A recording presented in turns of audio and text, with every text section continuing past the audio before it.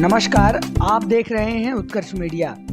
शिक्षकों की नियुक्ति को लेकर नई नियमावली पर बोले उपेंद्र कुशवाहा। मैंने पहले ही कहा था, बेहतर शिक्षक बहाली की नीति आनी चाहिए। सरकार ने नीति लाने में विलंब कर दिया। इतने सालों में बिहार का जो नुकसान हुआ, उसका जिम्मेवार कौन?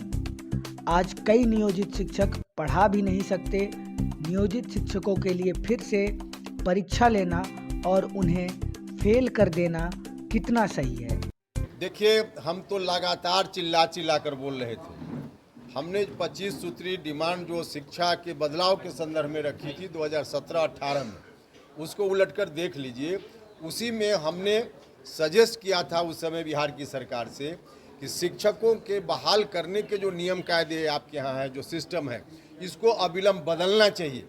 जब तक इस सिस्टम से शिक्षकों की बहाली होगी, तब तक गुणवत्तापूर्ण शिक्षा हो ही नहीं सकती है। हम 17-18 से यह बात बोल रहे हैं।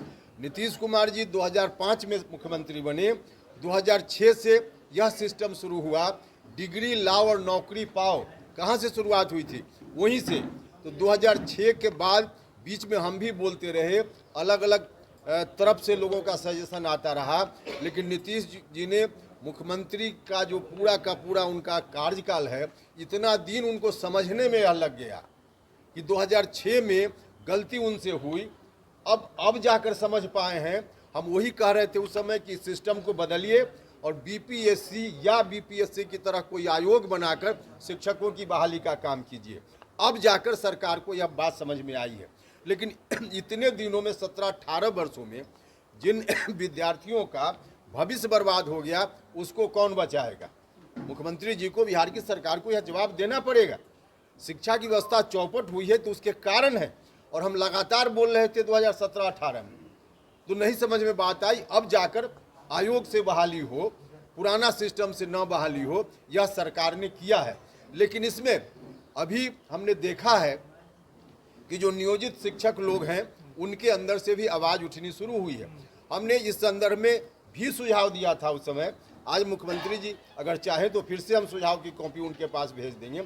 हमने उस वक्त कहा था, जो नियोजित शिक्षकों की बहाली का मामला है, नियोजन के तरीका से शिक्षकों की बहाली तो होनी ही नहीं चाहिए थी। और हमने कहा था कि बहाली हो गई है, आगे न हो बहाली। आगे हमने कहा था कि आयोग बनाकर कीजिए, जो अभी सरकार ने माना है। तो एक मांग हमारी सरकार ने मान ली। लेकिन हमने नियोजित शिक्षक जो पहले से बहाल हैं, उनके लिए कहा था कि नियोजित शिक्षक जो लोग हैं, उनके अंदर कई लोग ऐसे हैं जिनके अंदर क्वालिटी नहीं है पढ़ाने की। यह बात ठीक है। आज सरकार ने कहा कि उनको भी परीक्षा देने का मौका मिलेगा।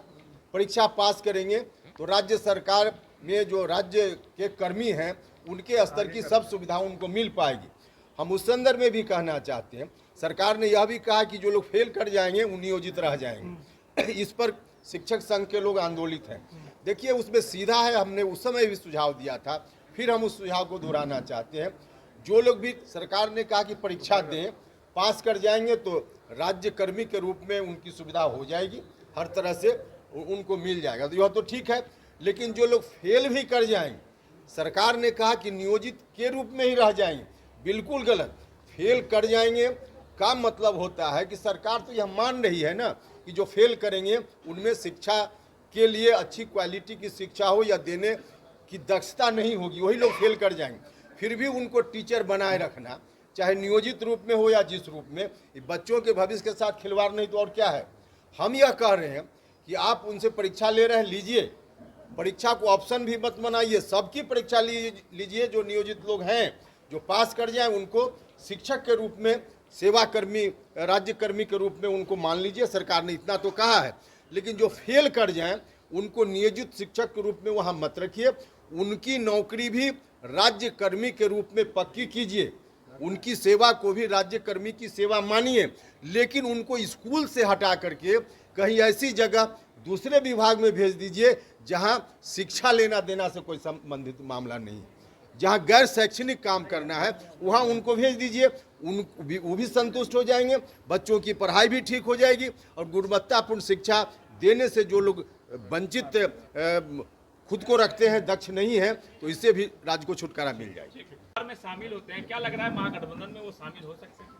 अभी सवाल तो उनसे पूछिए, हम कैसे बता दें। सर, नीतीश कुमार आज दिल्ली रवाना हुए हैं, ये कांग्रेस के राष्ट्रीय अध्यक्ष से मुलाकात करेंगे, क्या लग रहा है विपक्षी एकजुटता को और एकजुट करेंगे? देखिए, इस तरह की बात तो पहले से चल रही है। जी। एक बार नहीं अनेक बार जेडीयू की ओर से कहा गया है कि कोशिश होगी, लेकिन कोशिश सिर्फ हवा में होती है।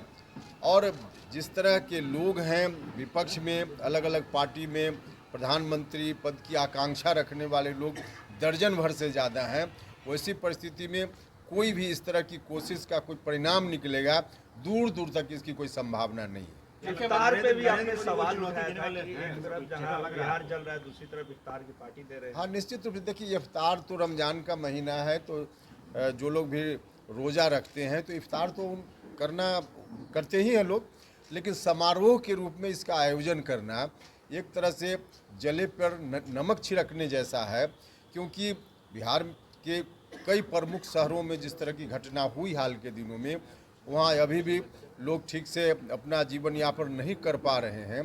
तो ऐसी परिस्थिति में जश्न मनाना यह कहीं से उचित नहीं है।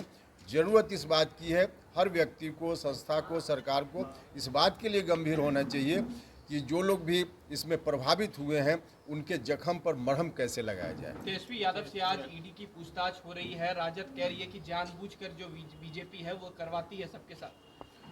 और उनको पूछना है तो सबसे पहले जेडीयू के नेता लोगों से न पूछें।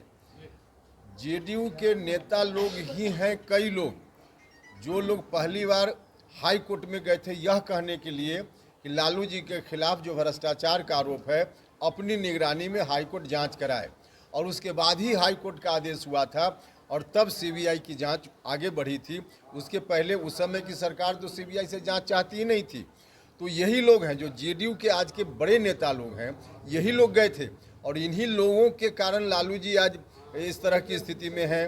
तो आरजेडी को अगर सवाल पूछना है तो जेडीयू के लोगों से पूछे कि उनकी जो इस तरह की स्थिति है उसके लिए जिम्मेवार कौन है। सबसे ज़्यादा जिम्मेवार जेडीयू के लोग। सर, एक आखिरी सवाल है, उमेश कुशवाहा कह रहे हैं कि उपेंद्र कुशवाहा हमारे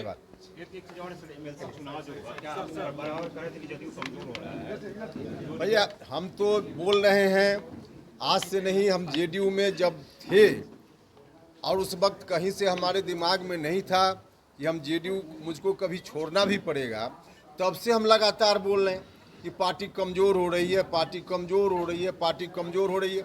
तो हमारी बातों पर ध्यान नहीं दिया गया और एक से एक कई बीच में घटनाक्रम हुआ जिसमें परिणाम सामने है।